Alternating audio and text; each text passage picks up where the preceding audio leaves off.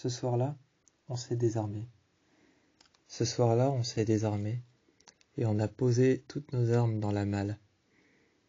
Dans chaque chambre, dans le dortoir des garçons, dans chaque chambre, il y avait une malle. Il y avait une malle en bois, une vieille malle en bois qui avait été peinte. Cette vieille malle en bois qui avait été peinte, dans chaque dortoir, chaque guerrier devait chaque soir se désarmer. Chaque guerrier devait chaque soir se désarmer et enlever les couteaux, les dagues et les sabres qu'il avait sur lui. Je me suis assis en face de la malle. Et il y avait tout un rituel à faire. D'abord, il fallait retirer son armure et la poser correctement sur son lit. Il fallait poser l'armure correctement sur son lit, comme si on était couché. D'abord le dessus de l'armure pour protéger les épaules, ensuite l'armure pour protéger juste ton dos et ton torse. Ensuite, il fallait coucher l'armure afin de faire comme si on était couché sur notre lit. Et puis il fallait mettre le reste de l'armure, le bas, ce qui protégeait tes jambes. Ensuite, il fallait poser tes chaussures, juste en bas de l'armure. Retirer tes gants et les poser en bas de l'armure au niveau de tes bras. Puis il fallait désarmer ton armure et retirer tout, les étuis, la ceinture, le ceinturon. Il fallait tout retirer, le ceinturon, la ceinture, et tout poser juste sur ton lit. Une fois que ton armure était posée correctement sur ton lit, il fallait te mettre assis à côté, déposer ta main dessus pendant quelques minutes, afin de savoir que c'était bien la tienne. Si l'armure se mettait alors à briller uniquement à l'endroit où tu avais posé ta main, c'est que c'était la tienne. Il y avait une lumière blanche qui apparaissait sous ma main, juste sur mes doigts et sur la paume de ma main. Cela voulait dire que c'était mon armure.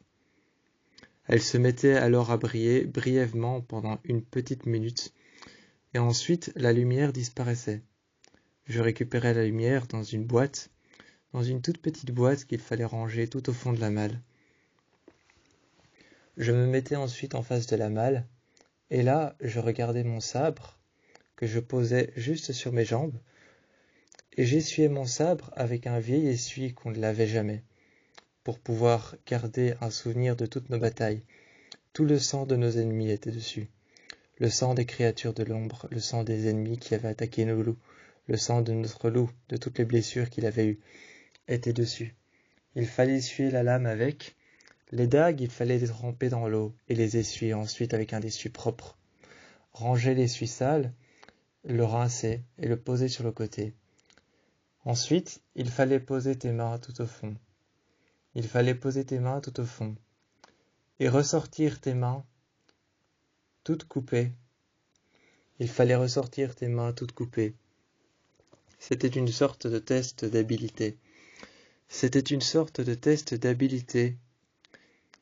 Et une fois que tu avais ressorti tes mains qui étaient toutes coupées, en évitant la lame de ton sabre et la lame de tes dagues, une fois que tu avais fait ça, tu pouvais regarder l'état de tes mains. Tu avais le droit alors soit de garder tes mains comme ça, en signe,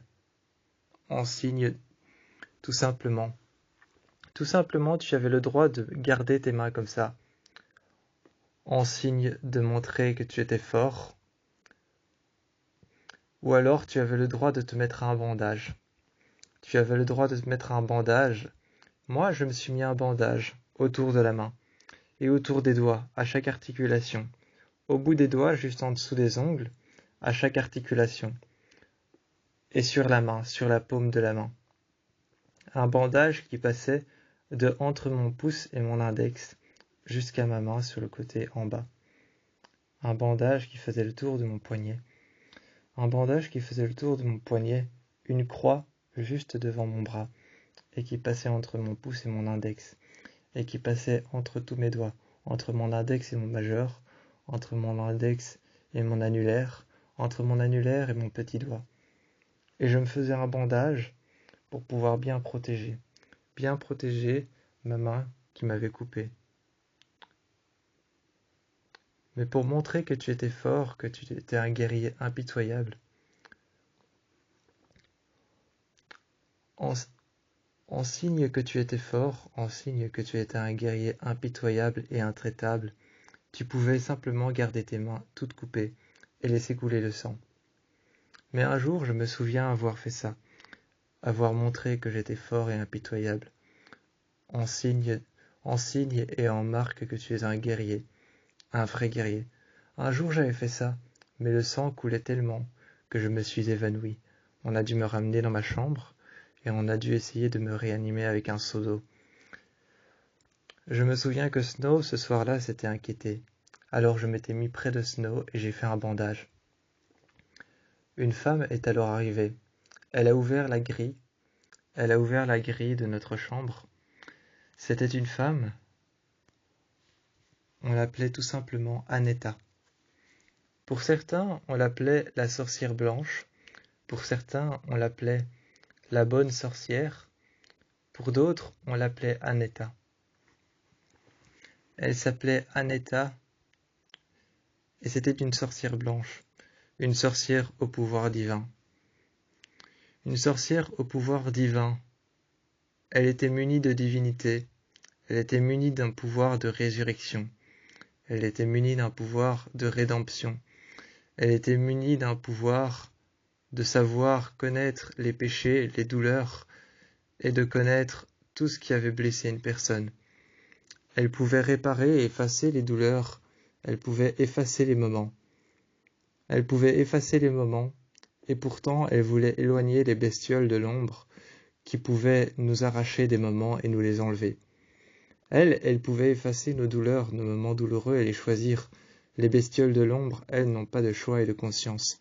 Ils prennent ce qu'ils voient, ce qu'ils entendent, et ils nous les arrachent.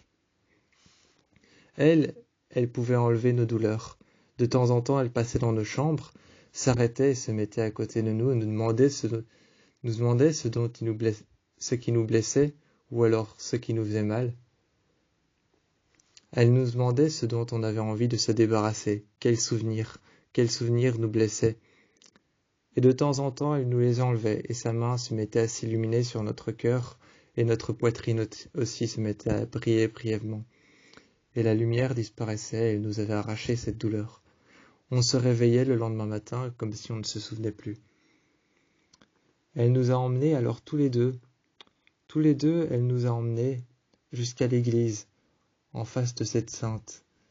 Elle nous a emmenés en face de cette sainte, en face de cette sculpture de Sainte Marie.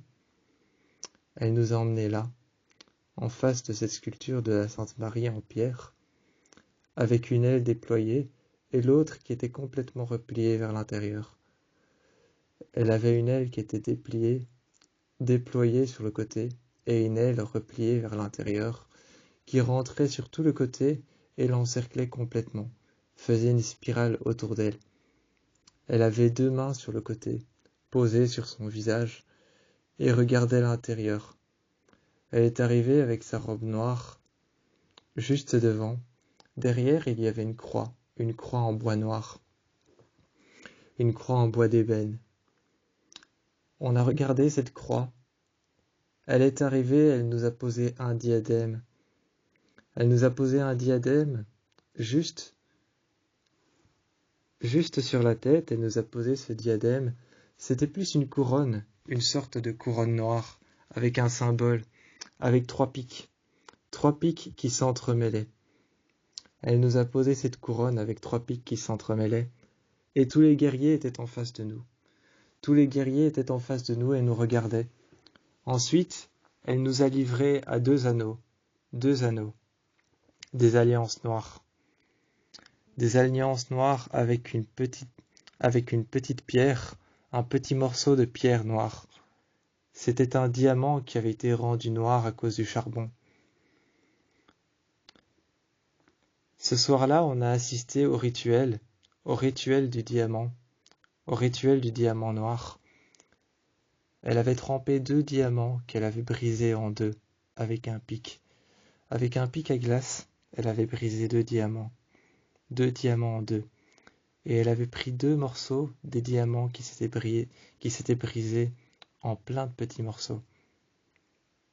Ils s'étaient brisés en plein de petits morceaux, et ces diamants brisés en 2, qui avaient fait plein de petits morceaux au milieu, elle en avait récupéré un. Elle les avait trempés dans l'eau avec un morceau de charbon et les avait ressortis noirs. Elle les avait posés chacun sur l'alliance, et ça avait fait des alliances avec un diamant noir, des alliances noires avec un diamant noir, des alliances en métal noir.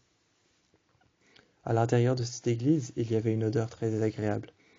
Il y avait une odeur de feu, une odeur de brûlé, de cramé, une odeur de cendre, et il y avait aussi une odeur de métal qu'on avait brûlé, parce qu'on y cachait des rituels spéciaux.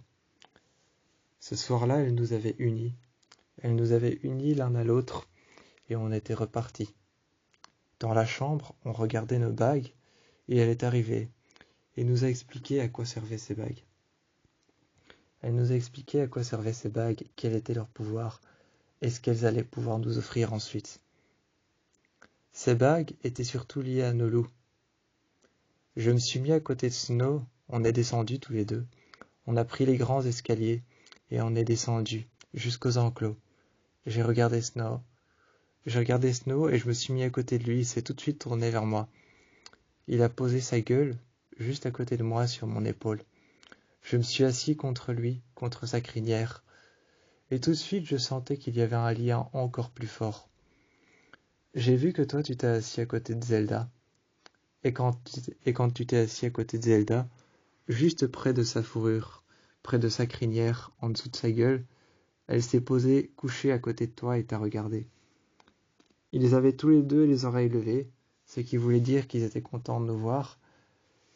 Et quand on s'est levé et qu'on était prêt à partir, simplement pour aller à l'évier, rincer nos armes, ils nous ont tous les deux regardés en se levant, la queue relevée avec les oreilles relevées, la gueule ouverte avec la langue qui pendait. On est arrivé et on a simplement tendu la main.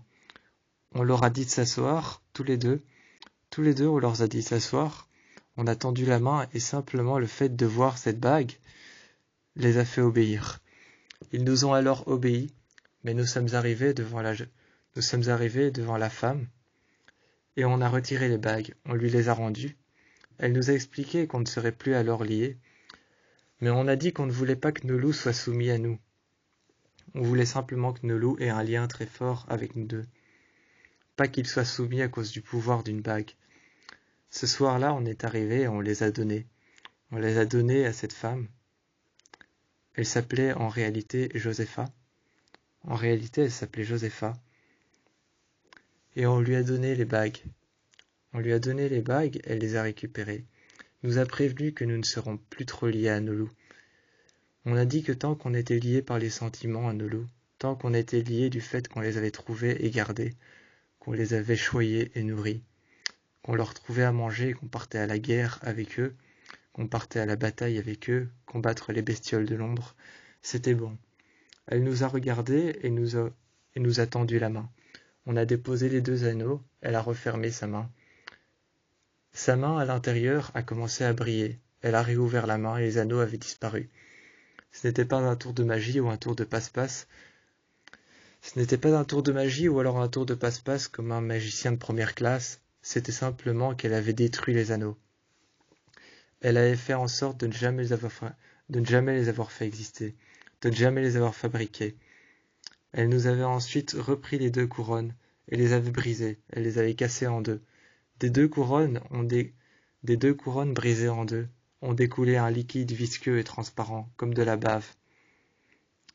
Elle les a déposées dans le feu, et les flammes ont brûlé et immolé alors. Ce simple rituel, elle les avait immolées en 2 minutes. Les bagues et aussi les couronnes qu'on avait sur la tête. En 2 minutes, le rituel était coulé. Il avait coulé à l'eau, il avait brûlé dans le feu, elle avait immolé tout, et on était de retour à ce qui s'était passé avant. On était de retour pour nous à la réalité. Nos loups qui nous aimaient simplement pour nos sentiments et ce qu'on avait pour eux, le lien qu'on avait forgé avec le sang. Et pas simplement le pouvoir d'une bague qui agissait sur eux. On a prévenu alors Josepha que ce n'était pas de simple. On a prévenu alors Josepha et nous sommes partis. On lui a prévenu que nos loups n'étaient pas de simples pions qu'on pouvait manipuler, ou alors de simples pantins à ficelle qu'on pouvait manipuler comme ça. C'était plus que ça, c'était notre famille. Et nous sommes rentrés nous coucher à côté de Zelda et à côté de Snow.